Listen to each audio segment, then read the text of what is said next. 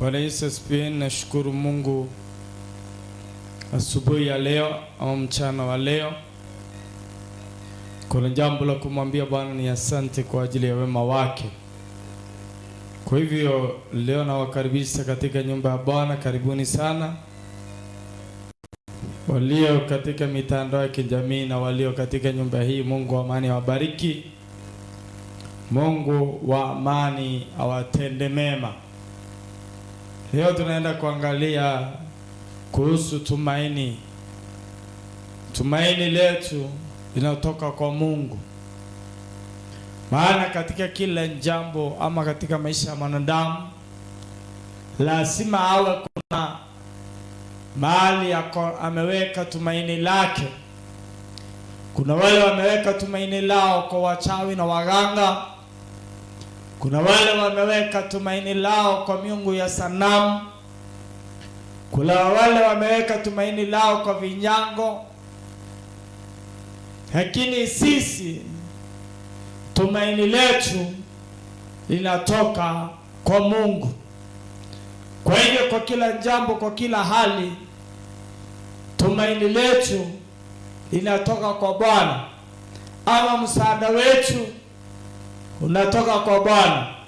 Uweze kusikia mtu akikutishia kulingana na mahali ameweka tumaini lake, ama mahali ameweka ama anategemea msaada wake utoke.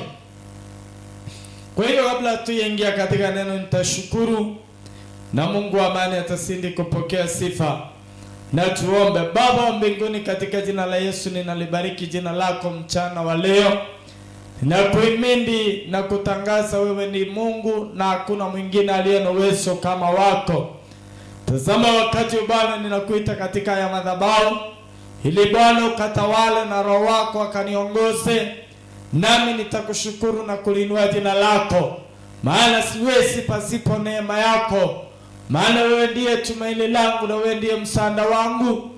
Njoo nisaidie na usaidie wasikilizaji, ili wakalipokee neno lako kwa ajili ya utukufu wa jina lako.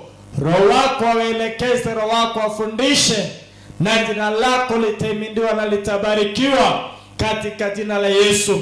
Nainuka kinyume na wakuu wa anga, mipango yote ya uovu ya kuzuia watoto wako wasibarikiwe, ninaiweka chini ya nyayo za wateule na kuisambaratisha katika jina la Yesu Kristo Nazareti. Roho uwezo na Roho wa neema katufundishe na ukatuelekeze, na kupitia jina la Yesu Kristo tunaomba kushukuru pamoja na kuamini.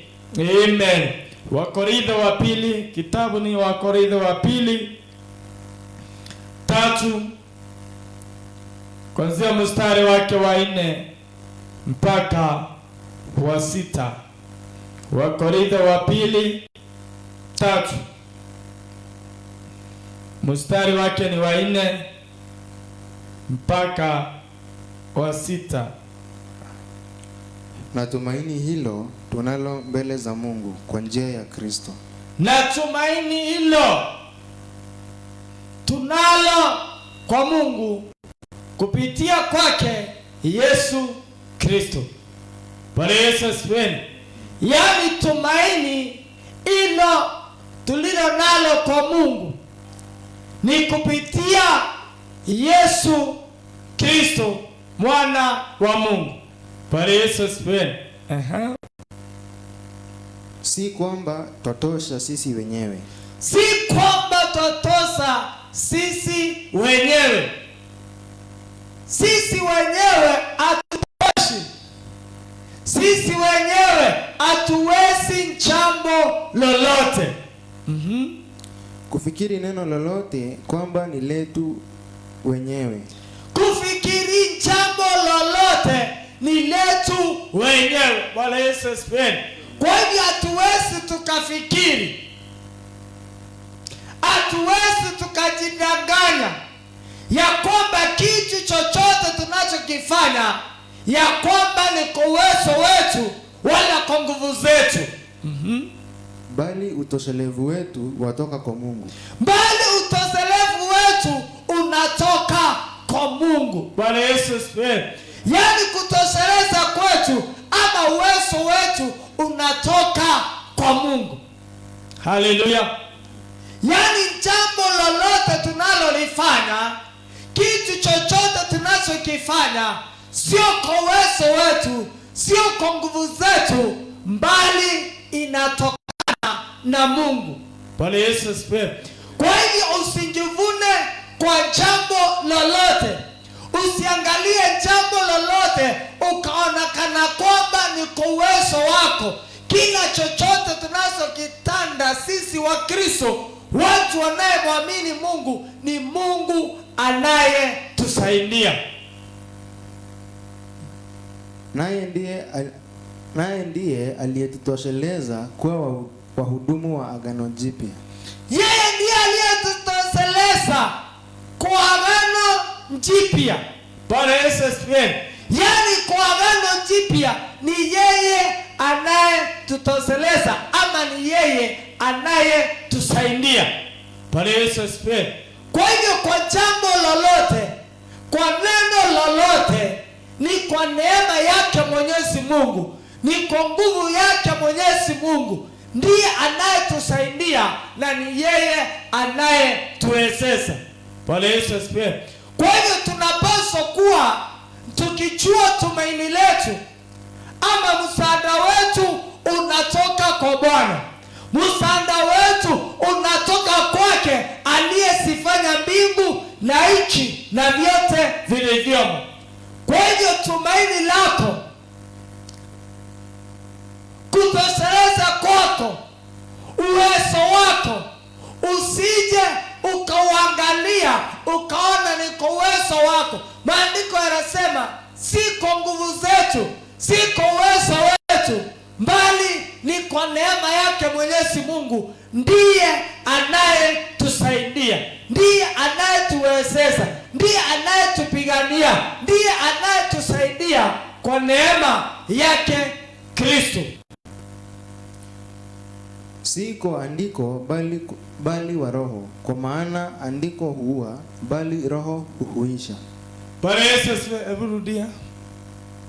Naye ndiye aliyetutosheleza kuwa wahudumu wa agano jipya. Yeye ndiye aliyetutosheleza kwa agano jipya. Yaani ni yeye anayetusaidia na kututosheleza kwa agano jipya. Kristo alipokuja, agano jipya ikaandikwa, yeye ndiye anayetusaidia kwa hiyo agano jipya. Bwana Yesu asifiwe. Si kwa andiko bali wa roho. Si kwa andiko mbali kwa roho. Bwana Yesu asifiwe. Si kwa yale yameandikwa, mbali ni kwa roho wake Mwenyezi Mungu. Kwa maana andiko huua bali roho huhuisha. Andiko huua, lakini roho na ndio huisha. Bwana Yesu asifiwe. Andiko liko, lakini kuisha ni roho anayesaidia. Bwana Yesu asifiwe. Ni roho anayetuwezesha, ni roho anayetutia nguvu. Bwana Yesu asifiwe. Kwa hiyo tunapaswa kuwa na tumaini letu liko kwa Mungu. Liwe liwalo, tumaini letu liwe kwa Mungu. Tumaini letu liwe kwa Mungu. Bwana Yesu asifiwe. Maana ndiye yeye anayetusaidia, ni yeye anayetuwezesha, ni yeye anayetupigania, ni yeye anayetutia nguvu. Kwa hivyo tumaini letu li katika Bwana ambaye anayetusaidia. Bwana Yesu asifiwe.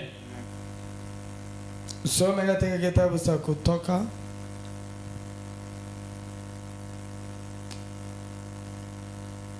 24 mstari wake wa 12.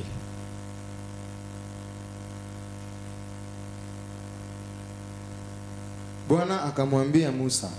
Bwana akamwambia Musa, njoo huku juu kwangu mlimani, uwe huku. Njoo huku kwangu mlimani, uwe huku. Nami nitakupa mbao za mawe na ile sheria na hiyo amri niliyoiandika ili uwafundishe. Nami nitakupatia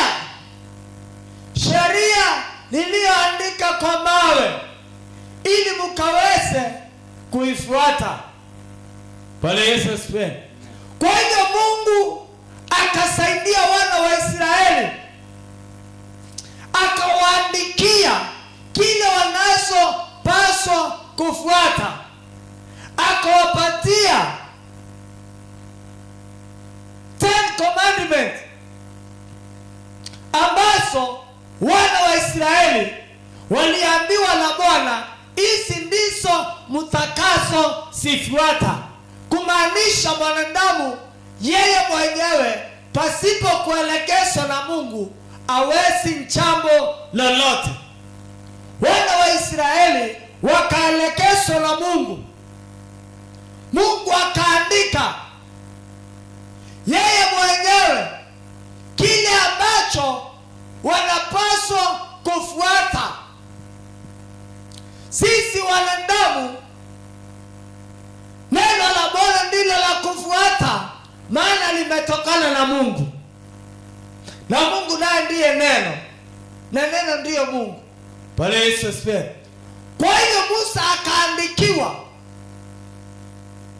kile anazopaswa kufuata, kama vile neno la Mungu linatuelekeza Agano Jipya na Agano la Kale, ili tulifuate tukaweze kutenda mapenzi ya Bwana. Kile tunachokifuata, sheria ya Mungu, neno la Mungu, ndilo linatusaidia na ndilo linalotuwezesha. Bwana Yesu asifiwe. Haya kitabu za Methali 3:3.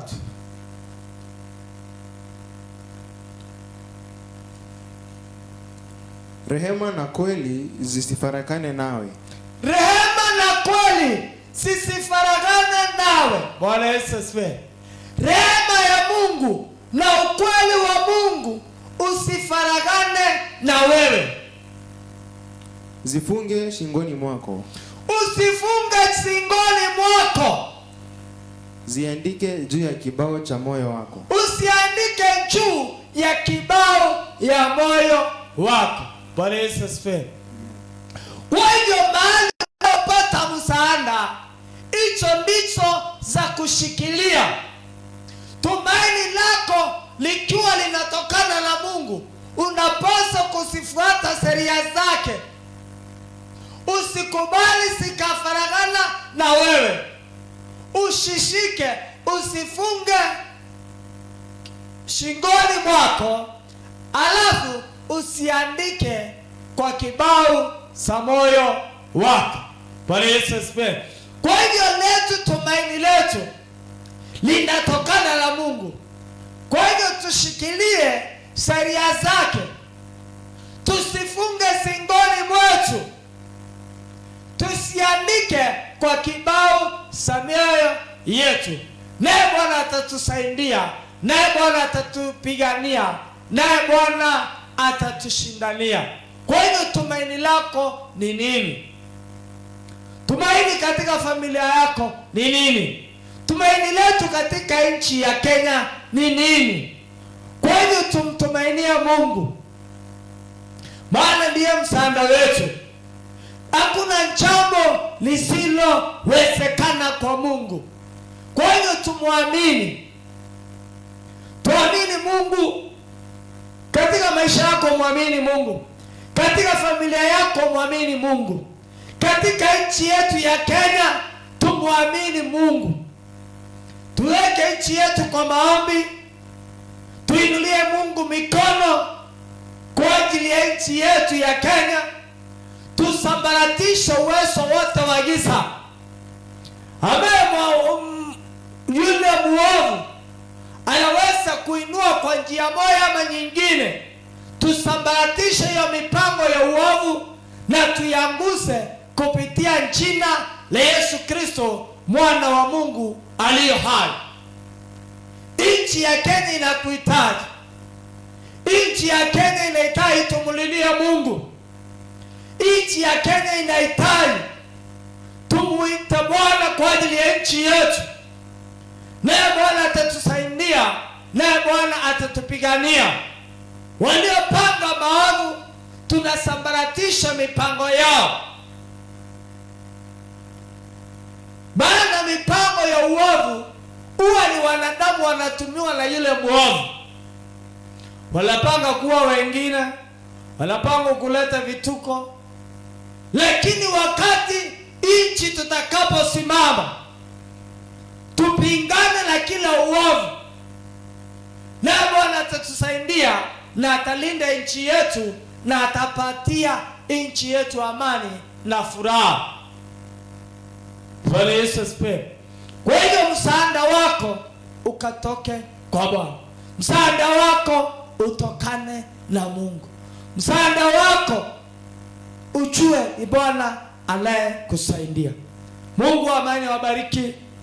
Mungu wa amani awatende mema. Kwa hiyo ninataka kuomba na mtu ambaye hajaokoka. Umekuwa ukitumaini wakuu wa giza. Ulikuwa unajitumainia wewe mwenyewe. Ulikuwa unajitegemea wewe mwenyewe. Kwa hiyo ningependa leo ukageuke, ukamtumainia Mungu, naye atakusaidia, naye atakuokoa. Bwana Yesu asifiwe. Kwa hiyo kumkubali Bwana Yesu ni kukubali ya kwamba wewe ni mwenye dhambi. Yale ulikuwa unatenda ambaye hayafai, uombe Bwana akusamehe, naye Bwana atakulinda na atakuonekania. Kwa hivyo rudie hiyo ombi nyumba yangu, sema: Bwana Yesu, ninakupenda. Mimi ni mwenye dhambi, nimetenda dhambi na kutengana na wewe. Naomba Bwana ukanisamehe.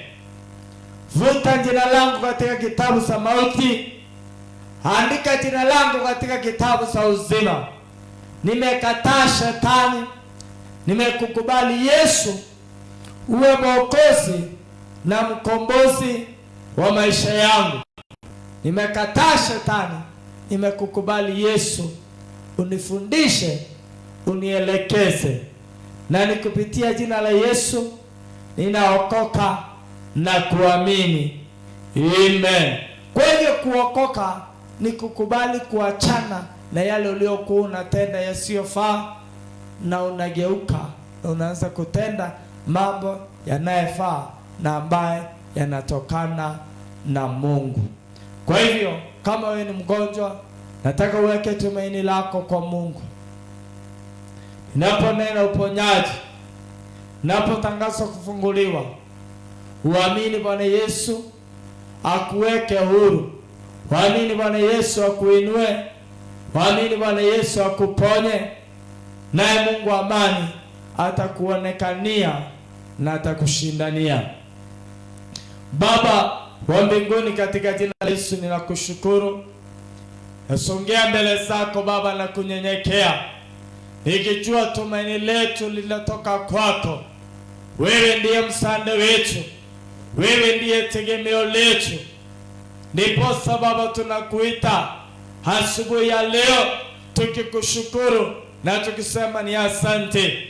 Tazama, ninaomba kwa ajili ya msikilizaji na aliye katika nyumba hii ambaye ni mgonjwa, ambaye hakuwa anajisikia. Baba, ninatangaza uponyaji, maana maandiko yananiambia kupitia mapigo yako msalabani tumepona.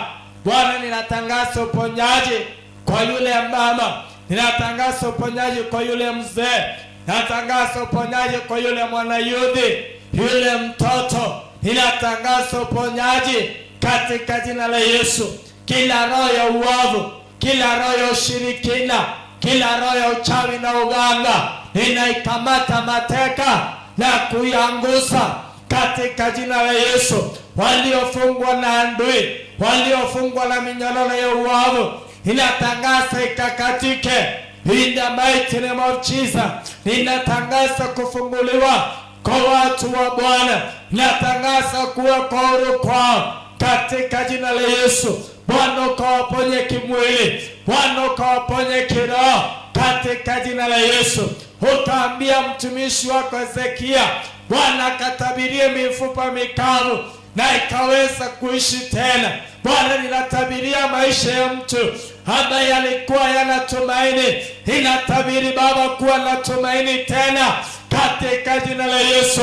Ninatangaza Mungu wa Israeli aliyokuwa amefika mwisho, ninatangaza Bwana Baba ukampatie njia mahali alikuwa amefungua na uovu. Ninatangaza Bwana kufunguliwa in the mighty name of Jesus.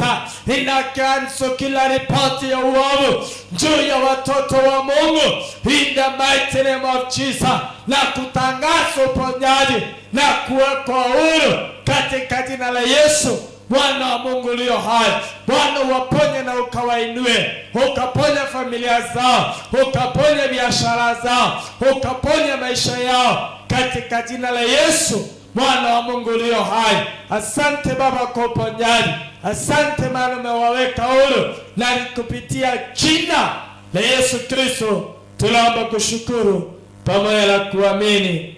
Amen. Amen. Mungu wa amani awabariki. Mungu wa amani awatende mema. Wale wameokoka, endeni kanisa inayomwabudu Mungu kwa roho na kweli, mkasome neno la Bwana na mkaombe, na Bwana atawasaidia na kuwatenda mema. Kwa hivyo tunalukua live saa 6:30. Karibuni sana ili tukamwabudu Bwana pamoja. Tunaanzia ibada saa 4, tutakuwa live saa 6:30. Kwa hivyo karibuni sana. Mungu wa amani awabariki. Mungu wa amani awatende mema. Amen. Amen. Amen.